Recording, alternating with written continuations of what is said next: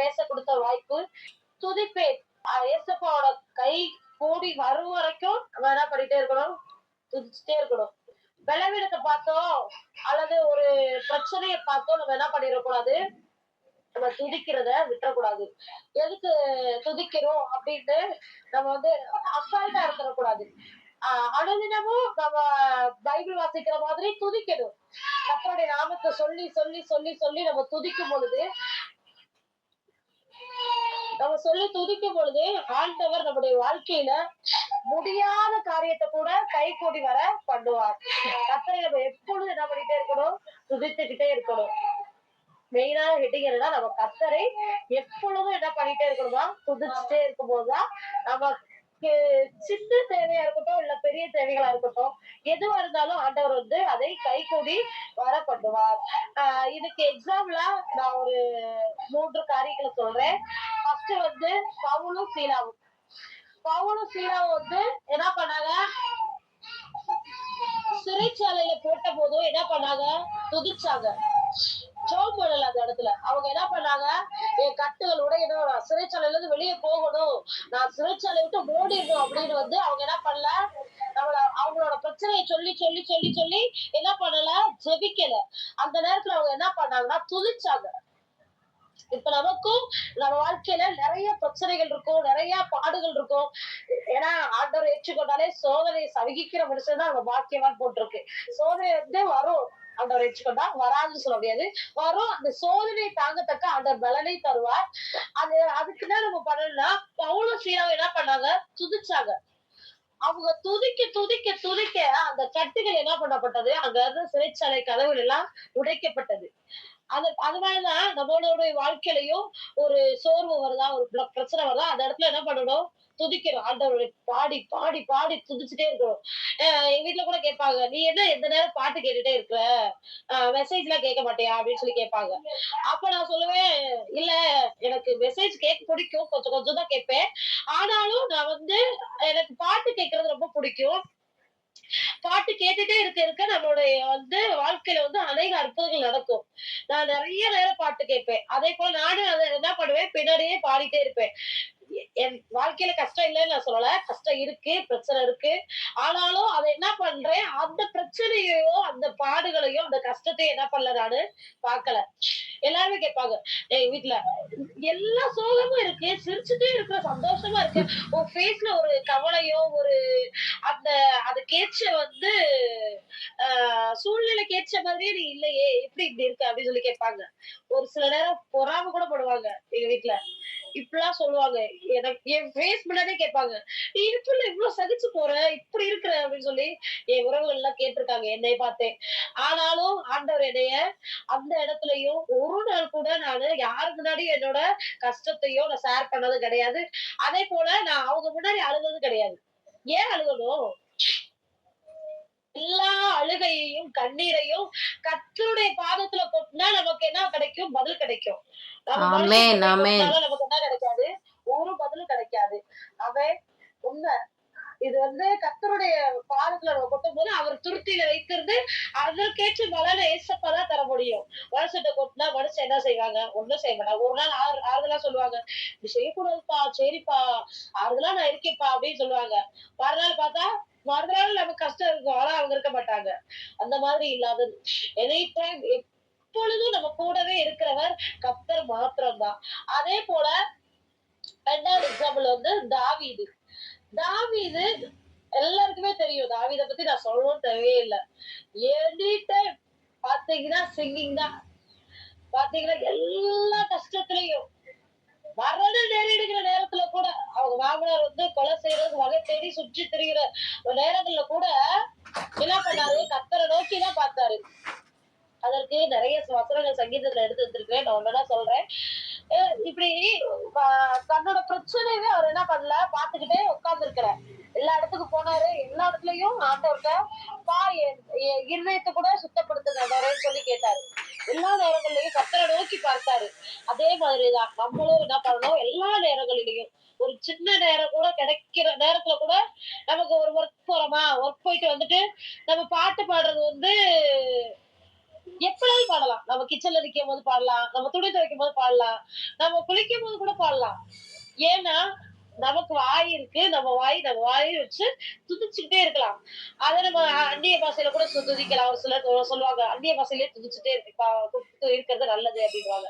அந்த மாதிரி நம்ம ஆண்டவர வந்து பிரைஸ் பண்ணிக்கிட்டே இருக்க நம்ம வாழ்க்கையில வந்து அதிகமா இன்னும் ஆண்டவர இன்னும் துதிப்பேன், இன்னும் போற்றுவேன், இன்னும் உம்மை ஆராதிப்பேன்.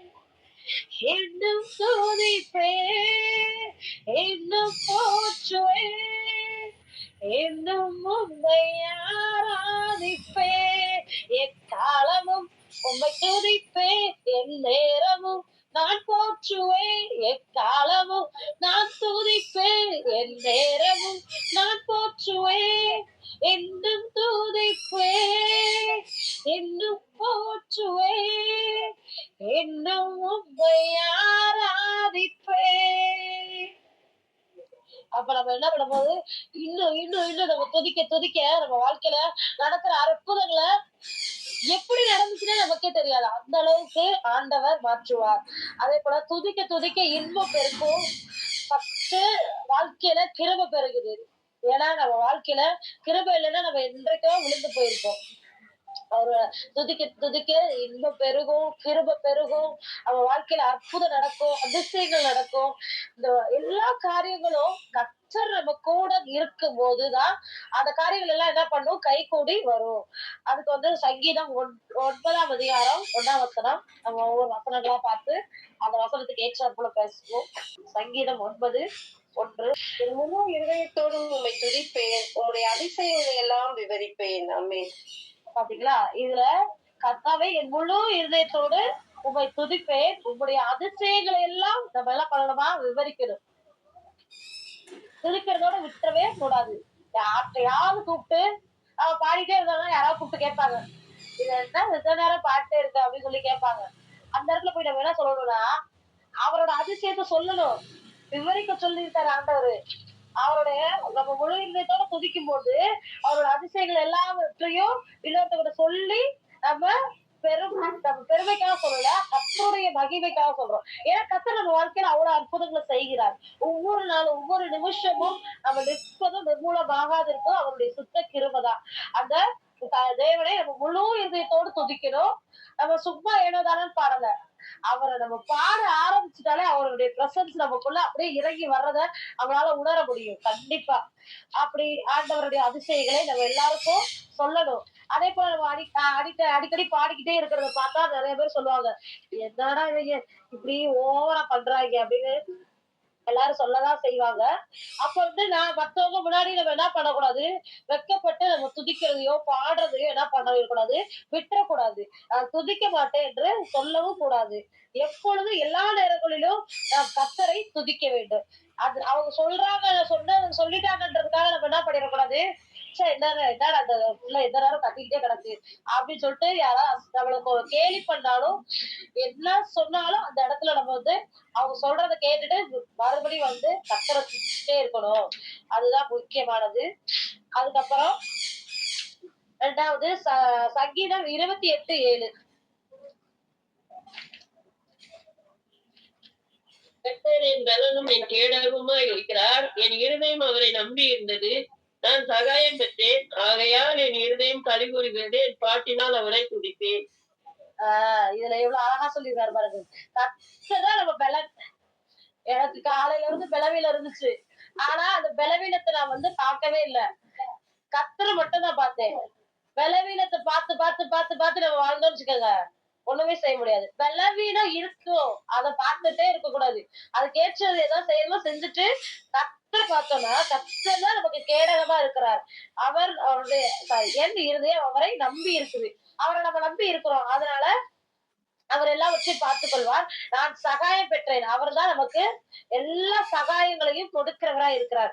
ஆகையால் என் இருதயம் களிகூறும். அவ இருதயம் வந்து அவரை பாடும் பொழுது களி கூறும், சந்தோஷப்படும், மகிழ்ச்சியா இருக்கும். என் பாட்டினால் அவரை துதிப்பேன். நம்ம பாட்டினாலதான் அவரை பிரைஸ் பண்ணிட்டே இருக்க முடியும். அவருடைய வார்த்தைகளை நாமங்களை சொல்லி சொல்லி சொல்லி துதிக்கும் போதே அப்படியே நமக்கு ராகம் புதுசா வரும். நிறைய பாடகர்களை பாருங்களேன், எனி டைம் வந்து பாட்டு பாடுற மாதிரியே இருப்பாங்க. அப்படியே மைண்ட்ல பாடுவாங்க. அப்படியே அந்த பாட்டோட லிரிக்ஸ் எல்லாம் அவங்க மைண்ட்ல வந்து வந்து போற மாதிரி இருக்கும். அப்படிதான் நான் நிறைய பேர் பார்த்திருக்கேன்.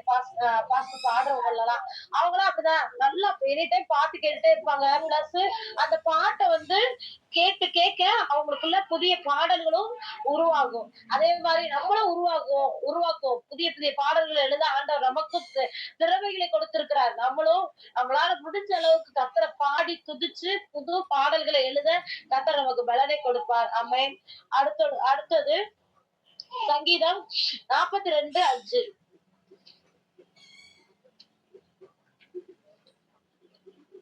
என் ஆத்துமாவே நீ ஏன் கலங்குகிறாய்? ஏன் எனக்குள் தேங்குகிறாய்? தேவனை நோக்கி காத்திரு. அவர் சமூகத்து ரட்சிப்பு நிமித்தம் நான் இன்னும் அவரை துதிப்பேன். ஆமா.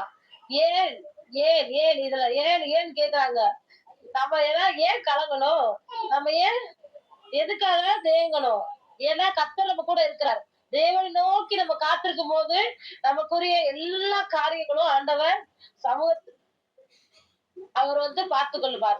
அவர் ரட்சிப்பு நிமித்தம் தான் நம்ம இப்படி இருக்கோம். அவர் நம்மளை ரட்சித்ததுனாலதான் இவ்வளவு ஆண்டவருடைய பாதத்துல நம்ம இருக்கோம். நம்மளை ரட்சிக்காதவங்கள எத்தனையோ பேர் எவ்வளவு பாடுகள்லயும் எவ்வளவு கஷ்டங்கள்லயும் இருக்கிறாங்க. ஆனா நம்மள ஆண்டவர் தெரிஞ்சு கொண்டிருக்கிறார். நம்மளை பிரித்து எடுத்திருக்கிறார். அவருடைய நாமத்தை நம்ம வந்து துதிக்க துதிக்க இன்னும் இன்னும் நான் இப்ப பாடினது போல இன்னும் அவரை துதிக்கணும், அவரை போற்றணும், அவருடைய நாமத்தை உயர்த்தணும்.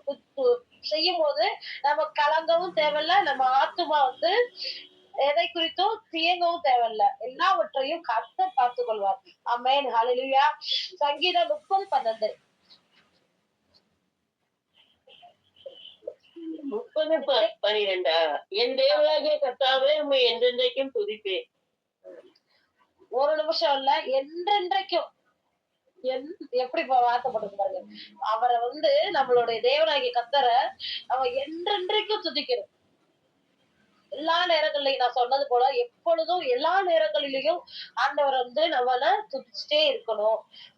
அடுத்த வசனம் சங்கீதம் 57:9. 57:9. என் ஆண்டவரே, ஜனங்களுக்குள்ளே உம்மை துதிப்பேன், ஜாதிகளுக்குள்ளே உம்மை கீர்த்தனம் பண்ணுவேன். ஆமென். ஹல்லேலூயா. ஜனங்களுக்குள்ளே உம்மை துதிப்பேன், ஜாதிகளுக்குள்ளே உம்மை கீர்த்தனம் பண்ணுவேன். நான் இந்த வார்த்தையை முன்னாடியே சொல்லிட்டேன். இவங்க பார்த்துட்டாங்க, நான் துதிக்க மாட்டேன், இவங்க என்ன குறை சொல்றாங்க, இவங்க என்ன இந்த பிள்ளை வைத்திய மாதிரி பாடிட்டே இருக்கு அப்படின்னு சொல்லிட்டு அப்படி சொல்றாங்க இப்படி சொல்றாங்கன்னு வந்து நம்ம எதை பார்த்தோம் யாரை குறிச்சும் நம்ம வந்து கலங்க தேவையில்ல. நம்ம பாட்டுக்கு நம்மளுடைய கர்த்தரை உயர்த்துகிறோம். ஜனங்க பாக்குறாங்க, ஜனங்க நம்மளை கேலி பண்ணுவாங்களோ நினைச்சு கர்த்தரை உயர்த்தாம இருக்கக்கூடாது. எல்லா நேரங்கள்லயும் கர்த்தரை வந்து நம்ம துதிச்சு எல்லா ஜாதிகளுக்கு முன்பதாக ஆண்டவர் நம்மளை என்ன பண்ணுவார்? கீர்த்தியும் புகழ்ச்சியுமா வைப்பார். ஆமென். ஹல்லேலூயா. அடுத்து ஆண்டவர் வந்து இதன் மூலமா நம்ம வந்து வாழ்க்கையில வந்து இன்னும் அதிக அற்புதங்களை ஆண்டவர் செய்வார். நம்ம ஒரு நிமிஷம் ஒரு நாள் தானே துதிக்கலன்னா என்ன அப்படின்னு சொல்லிட்டு நம்ம விட்டுறக்கூடாது. அதே போல வேதத்தை வாசிக்காமையும் இருக்கக்கூடாது. நம்ம கர்த்தரை வந்து நம்ம எந்நேரமும் எவ்வேளையிலும் துதிக்கும் பொழுது கர்த்தர் நம்ம வாழ்க்கையில பெரிய அற்புதங்களையும் அதிசயங்களையும் செய்வார். ஆமென். ஹல்லேலூயா. இந்த ஒரே ஒரு பாடலை பாடி நம்ம செய்தியை முடிப்போம். புயல் அடித்தாலும் மழை அடித்தாலும் என் துதிகள் ஓயாது. புயல் அடித்தாலும் மழை அடித்தாலும் என் துதிகள் ஓயாது. என் நம்பிக்கை அவமானாலும் துதிகள் ஓயாது. கைவிட தெரியாதவரை விட்டு ஓட முடியாது. உம்மை விட்டா நம்புவதற்கு வேற யாரும் கிடையாது. கைவிட தெரியாதவரை விட்டு ஓட முடியாது. உம்மை விட்டால் நம்புவதற்கு எனக்கு யாரும் கிடையாது. பேதுரு மீன் பிடிச்சு இந்த மனுஷனை கர்த்தர் வந்து மனுஷனை பிடிக்கிறவராய் மாத்தினார். அவர் கூட படகை விட்டு இறங்கி நடந்து வரும்போது பயந்தாரு. ஆனா கர்த்தர் அவர் கூட இருந்து நடத்துறாரு. பாடல்கள் எல்லாம் ஒவ்வொரு வரிகளும் எப்படி உணர்ந்து எழுதியிருக்காங்க. அதே மாதிரி நம்மளுடைய வாழ்க்கையிலையும் கர்த்தர் நம்ம உயர்த்தி கொண்டே இருக்கும்போது அநேக பாடல்களை கொடுப்பார், அநேக வார்த்தைகளை கொடுப்பார். இன்னும் அநேக இடங்களுக்கு நம்ம இணைப்புல இருக்கிற ஒவ்வொருவரையும் அநேக தேசங்களுக்கு கொண்டு போகிறார். ஆமென். ஹல்லேலூயா. மீன்களை பிடித்தவன் மனுஷனை பிடிக்கவே மாற்றின இயேசு என் படகினில் நிச்சயம் ஒரு நாள் மறுதலிப்பேன் என்று அறிந்து அழைத்தவர் அருகிலுண்டு. நான் வீசும் அலைகள் எல்லாம் வெறுமையாய் வந்தாலும் என்னோடு அவர் இருக்க குறையேது. புயல் அடித்தாலும் அலை அடித்தாலும் என் துதிகள் ஓயாது. கரை தெரியாமல் கண்ணடைந்தாலும் என் துதிகள் ஓயாது. என் நம்பிக்கை எவமானாலும் என் துதிகள் ஓயாது. கைவிட தெரியாதவரை விட்டு ஓட முடியாது. உம்மை விட்டால் நம்புவதற்கு எனக்கு யாரும் கிடையாது. ஆமென். அல்லேலூயா. நம்ம இன்னும் ஆண்டவரை ஒவ்வொரு நாளும் துதிப்போம், ஆண்டவரை உயர்த்துவோம். நம்ம வாழ்க்கையில பெரிய அடிகள் விழுந்தாலும் சரி, எவ்வளவு பெரிய அலைகள் அடித்தாலும் சரி, நம்ம கர்த்தர் நம்ம கூட இருக்கிறார். ஏன்னா நம்ம ரட்சிக்கப்பட்டு அவருடைய பிள்ளைகளா இருக்கிறோம். அவர் நம்ம கூட இருக்கிறதுனால நம்ம கைவிட மாட்டாரு, நம்மளை விட்டு ஓடவும் மாட்டார். ஆண்டவர் நம்மளை நடத்துகிறவரா இருக்கிறார். ஆமென். ஹல்லேலூயா.